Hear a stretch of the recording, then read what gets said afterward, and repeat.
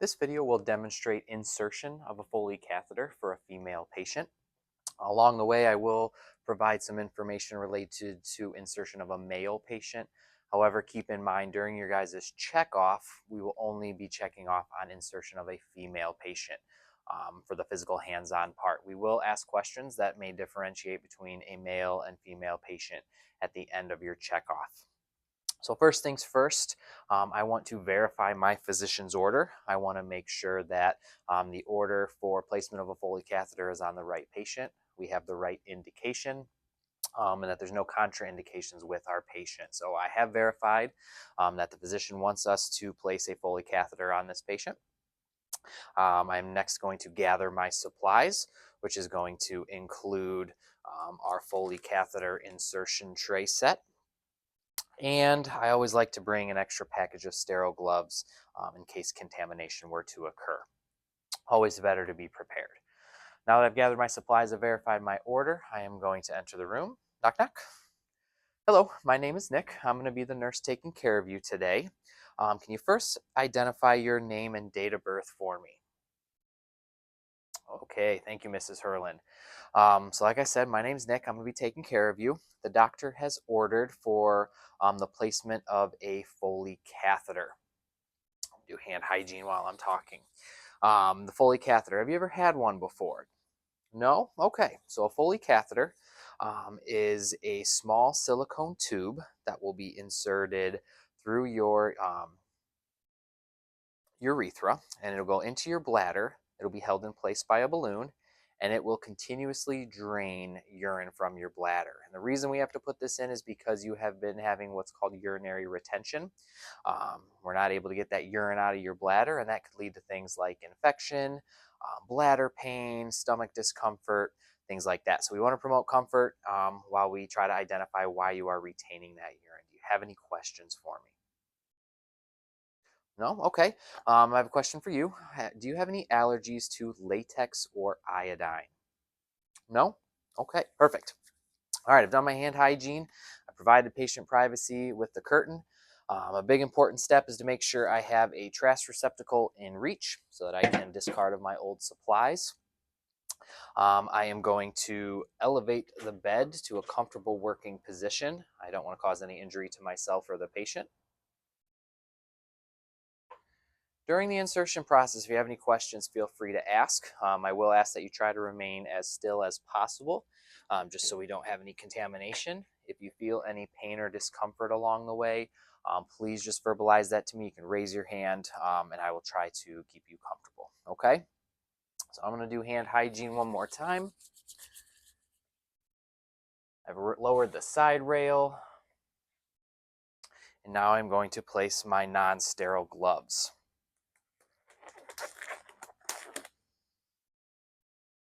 Okay, Ms. Hurlin, I'm going to place you in a position that is known as the dorsal recumbent position.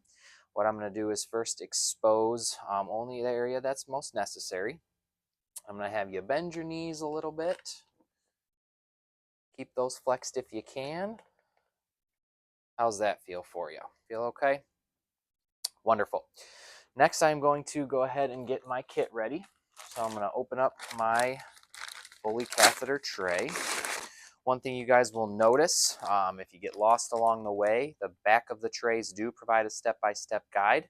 However, during checkoff purposes, we are going to want to see that you know the process very well. So I'm going to first go ahead and I am going to place the catheter tray at the end of the bed. I want to ensure that the patient does not kick the tray, knock it off the bed. I don't want to contaminate it. So I could have an assistant or a helper in here that could try to help keep the patient calm if necessary. First step is I'm going to open up the first flap here.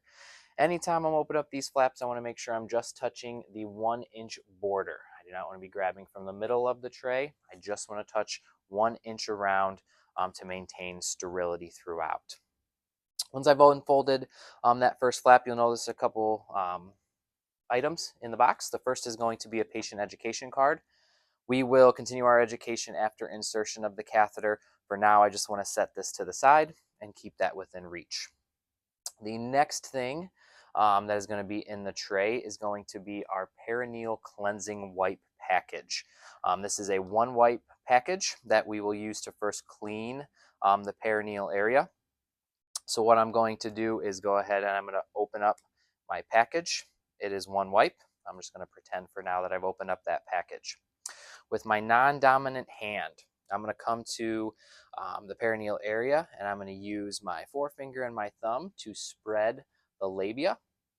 Using my non-dominant hand, I am going to wipe the one side of the labial fold. I'm going to fold the wipe within itself, get a different area of the cloth. I'm going to wipe down the other side. I'm going to get a different area of the cloth, and then I'm going to go right down the middle.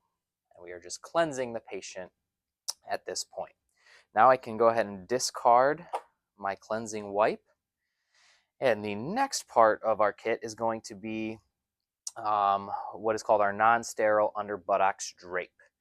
And we want to place this underneath the patient's buttocks. We want to go shiny side down as shown. And we are going to slide this underneath. If the patient is able, I'll have them raise their buttocks. If not, I'll try to tuck that under. And this will just help with any maybe leakage of urine, potential contamination with the bed sheet. I want to use aseptic technique with this. It's not sterile, but I don't want to be touching all over. So I'm going to touch my edges, slide that underneath. Then I am going to remove my gloves and I'm going to discard. Next, I'm going to open up my side flaps of my tray, and I want to make sure I have enough room so I don't do any contamination. First, with my 1-inch border, I'm going to open up one side. 1-inch border, I'm going to open up the second side. And you'll notice the next part of the package that is in is our hand sanitizer. So I've now removed my old gloves. I want to make sure I have clean hands. So I'm going to open up my sanitizer gel. And I am going to perform hand hygiene.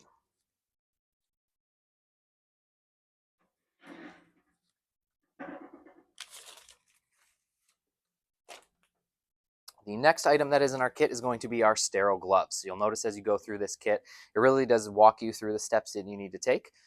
So now I'm going to pull out my package of sterile gloves. Now I want to place my sterile gloves on a clean, flat surface so that I don't do any contamination. So I always like to pull the bedside table over close to me as I open up my sterile gloves package. And this is where it's going to become very, very important that we maintain that sterile technique. We do not want any potential contaminants getting into the patient's bladder. We run the risk of a urinary tract infection, things that we definitely want to avoid. So I've removed my sterile gloves. I've performed hand hygiene. Now I'm going to place my sterile gloves on a flat surface. I always recommend the bedside table. Pull it close to you. And we're going to go ahead and open up the sterile gloves. There will be another video that you will watch for sterile glove application, so keep in mind the importance of maintaining sterility. I'm going to fold the top flat back, fold the bottom flat back. And the same thing with our sterile kit. We only want to touch our 1-inch borders. So be very, very careful as I open up my sterile glove packaging. With my non-dominant hand, I'm going to grab my right hand glove. I'm going to step away from the table. I am going to slide my dominant hand into the sterile glove. At this point, I do not want to fix any part of the glove. If I were to make a mistake, maybe one finger went inside the other, I do not want to break sterility. Once I've put on my dominant hand glove, I am going to take my dominant hand. I'm going to go inside the folded flap of my non-dominant hand glove. I'm going to step away. I'm going to always keep my hands above my waist. From here, I have my 4 fingers on the inside flap of the sterile glove. I am going to keep my thumb, like a hitchhiker's thumb, out to the right. And I am going to slide my non-dominant hand into the sterile glove. Without contaminating, pull that up. Now I can fix the other side if I need to, being careful not to touch any part that has touched my skin, being careful not to touch my skin with either hand. And I now have my sterile gloves in place. So I'm going to push that table out of the way. From this point on, I do not want to break sterility with these gloves. I don't want to turn my back to the sterile field. I don't want to turn my back to the patient Everything I want to be doing is open right in front of me. So I have my sterile gloves on. Now I need to open up the last flap of my sterile kit, which I will grab my 1-inch border on the very edge, and we will fold that over. Again, very important to encourage the patient to keep their legs as still as possible so we do not contaminate our kit. The next step I am going to do is prepare the kit, and I'm going to do this from left to right. You guys will notice on the tray there are arrows pointing to the right, and this is the steps that you want to take to prepare your kit. So the first thing I want to do is I want to remove my sterile water. That comes in a sterile syringe. We don't want to use saline, we want to use the sterile water. I am going to take the cap off. I'm going to drop this into my trash receptacle. And I want to attach my sterile water to the balloon port. Very important, we do not inflate. We do not want to test the catheter balloon. We just want to connect it to the port.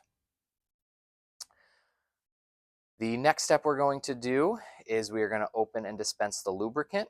Now for checkoff purposes, we will use the mannequin lubricant. For a real patient, our lubricant comes in a syringe like this. Inside the tray, there is a section for the jelly to be dispersed. So I will open up my syringe. I will spread the lubricant in the designated area, and I will discard my syringe. Again, everything within the kit right now is still sterile. Next thing I want to do is I want to remove my protective covering. This goes over the catheter itself. As I'm removing this, I do not want to touch or contaminate any sterile field, so I'm going to slowly and gently remove the catheter from its protective cover. I want to then place the tip of the catheter into the lubricant that I just dispensed. I can then discard my cover. Okay, next step on the right-hand side is my iodine swabs. Now these are pre-packaged, pre-moistened with iodine for cleansing. All I'm going to do is I'm going to tear my package. There are 3 swabs within this package. I am, for demonstration purposes, not going to open it, but you would then place this in an upright position so that you're able to grab that when it comes time to clean. So we've prepared our kit. Everything in there has maintained sterility. Next step you are going to see is what is called the fenestrated drape. So I am going to take the fenestrated drape, which is sterile, and this I want to place over the perineal area. This is going to help prevent potential contamination on insertion. So, being careful with this, I want to maintain sterility, touch my 1-inch borders, and I am not going to touch the patient with my hands. I am going to lightly drop the drape there, and then carefully make sure I have a window for insertion. Okay? Again, potential contamination there, be very, very careful. I am now ready for insertion of the Foley catheter.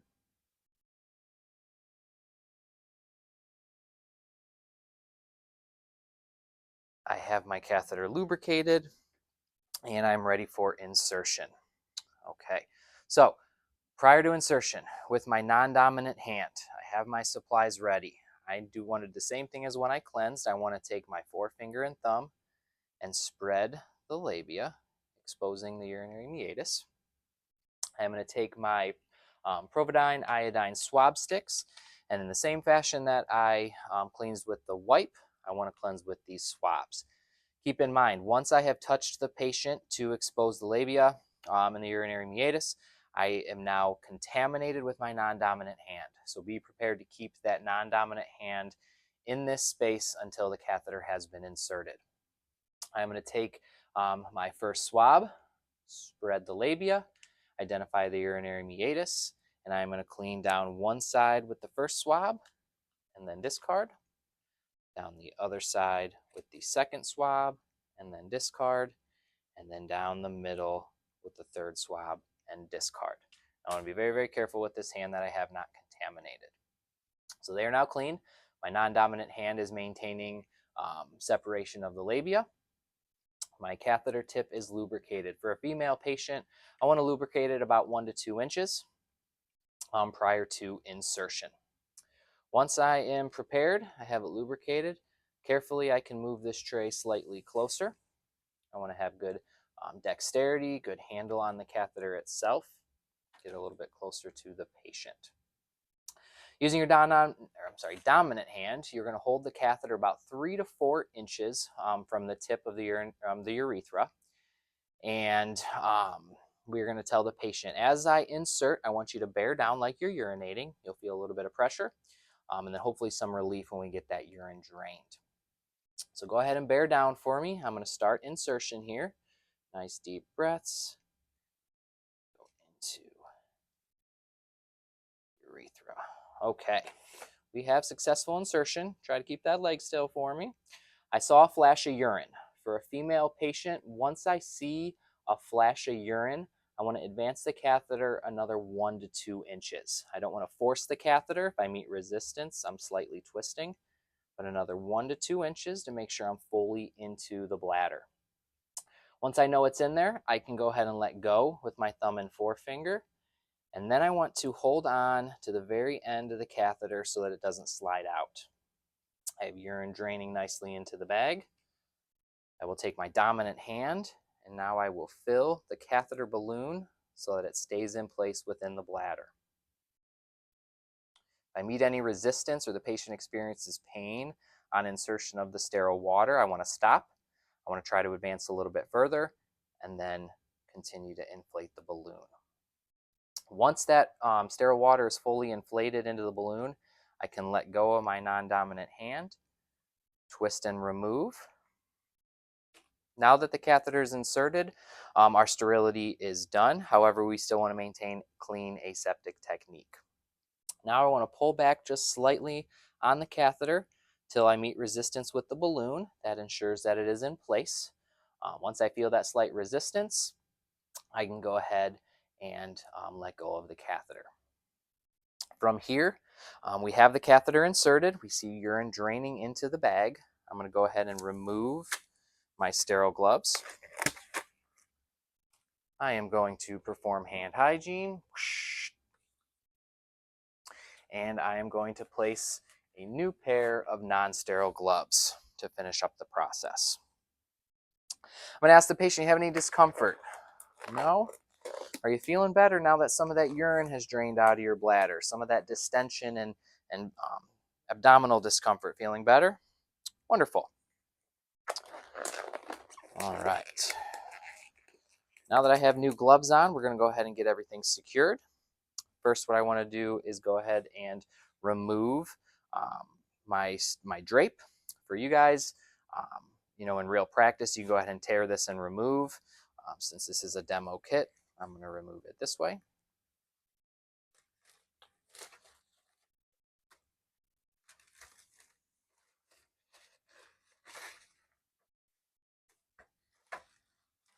Without tugging on the patient.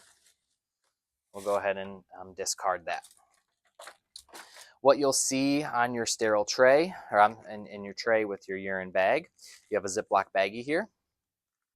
This is for our Snap Secure Stabilization device. We can go ahead and remove these pieces. It also comes with alcohol pads. It comes with a skin protectant to help that stay secure. And then it comes with a label that we are going to want to put on our catheter bag when we're done.